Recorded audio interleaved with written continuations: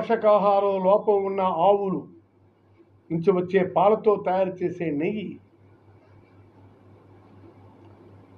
అంటే గ్రామాల్లో మన అనేక పశువులను మనం చూస్తాం, అవి చాలా తింటాయి, తినొచ్చి పాలిస్తాయి. ఆ విధంగా